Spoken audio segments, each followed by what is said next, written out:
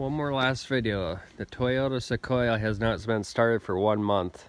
We don't drive it because gas prices are so high around here. We've just been driving cars. So, let's see if the battery's dead, which has been normal with this thing.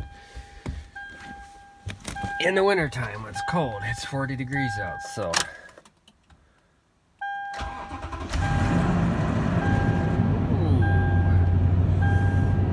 Sound good in there. She did fire up, she's got oil pressure.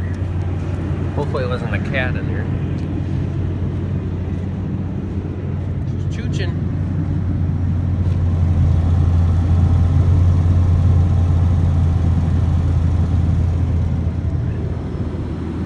Other than that weird noise, it's something like maybe a bearing. Restart it.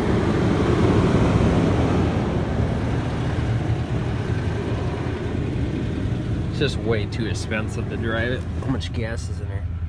Oh, it's perfect. It's got some little clicks on there. Got exhaust leak.